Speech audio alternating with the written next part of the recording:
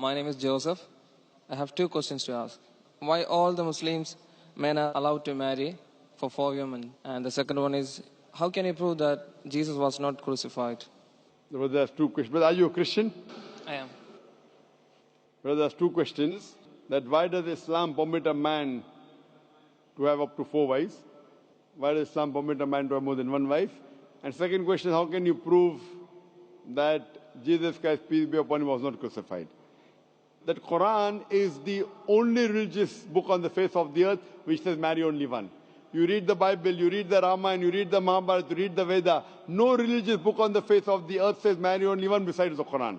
If you read Ramayana, the Hindu scriptures, the father of Sri Ram, he had more than one wife. If you read Mahabharata, Sri Krishna, how many wives he had? 4, 10, 1,000, 10,000. He had 16,108 wives. So if Sri Krishna can have 16,108 wives, so why can't Muslims have maximum up to 4? If you read the Old Testament, it says that Solomon, peace be upon him, had 700 wives. Abraham, peace be upon him, had 3 wives. So Old Testament tells you can marry as many wives as you want. Same as the New Testament says that you should follow Old Testament. So in Hinduism, in Christianity, in Judaism, you can marry as many as you want. It is later on that the church put a restriction that Christians should marry only one.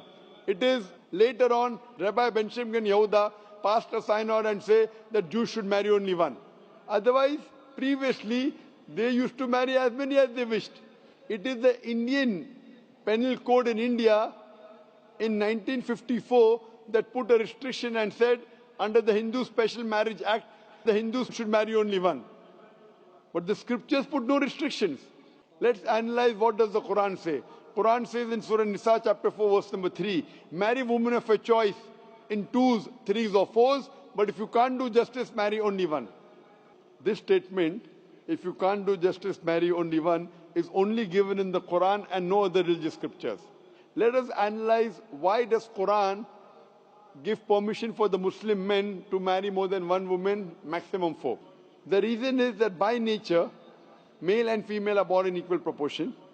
But if you ask any pediatrician, he will tell you, the doctor of the children, that the female child is stronger than the male child in fighting germs and diseases. So you have more deaths among the male children as compared to female children. So in pediatric age itself, the females are more than the males.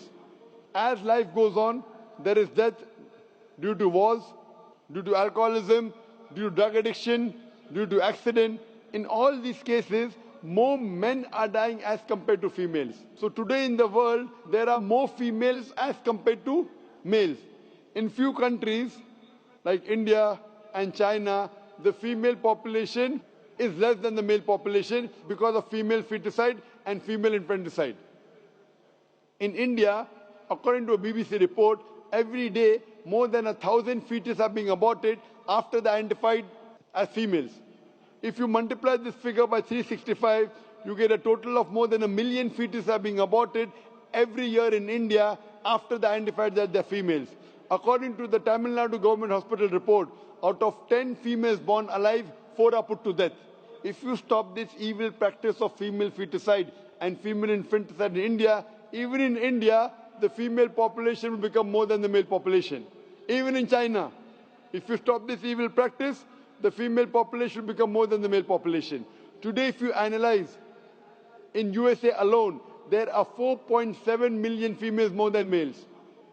In UK alone, there are 1.2 million females more than males. In Germany alone, there are 1.6 million females more than males. In Russia alone, there are 10.6 million females more than males.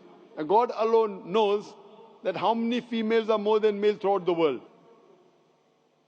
If I agree with you that one man should only marry one woman, and suppose your sister happens to live in America, or suppose my sister happens to live in USA, and the market is saturated, every man has found a wife for himself, yet there will be 4.7 million females who will not find life partner. And if your sister happens to be one of them, or if my sister happens to be one of the 4.7 million females who have not found a life partner for themselves, the only option for them is that she either marries a man who already has a wife, or becomes public property?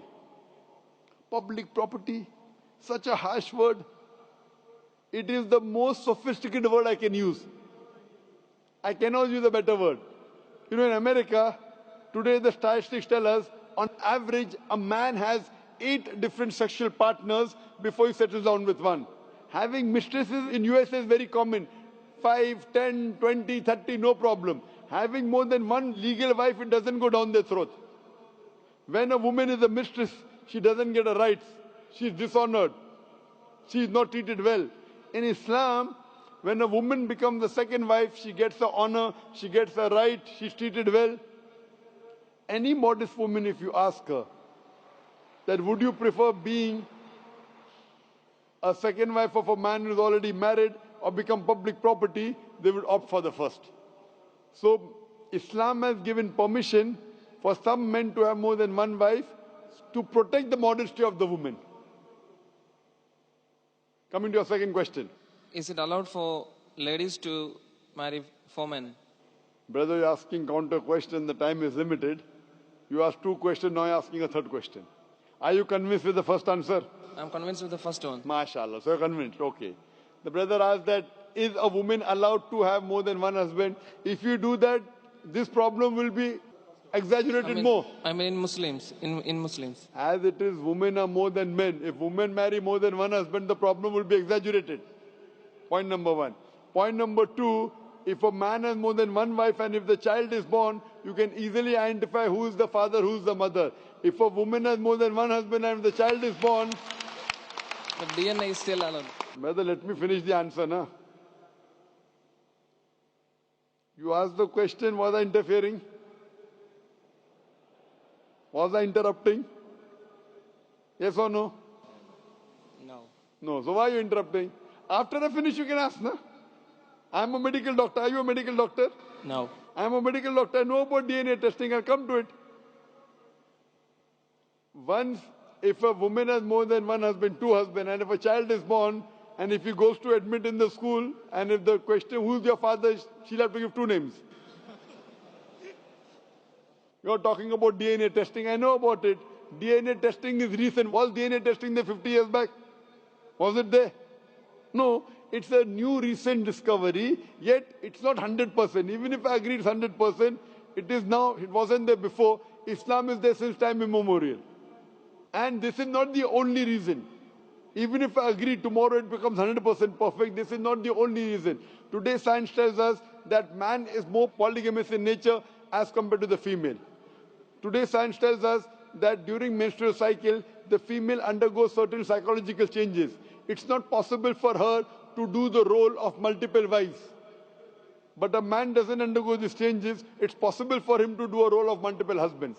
Today science tells us that if a man has multiple sexual partners and all are faithful, there is no problem. But if a female has multiple sexual partners and all are faithful, there are chances of sexually transmitted diseases to emerge. And that disease will go back to the male partner. So medically, it is not acceptable that a female has multiple partners, but medically and scientifically, it's acceptable that a male can have multiple partners.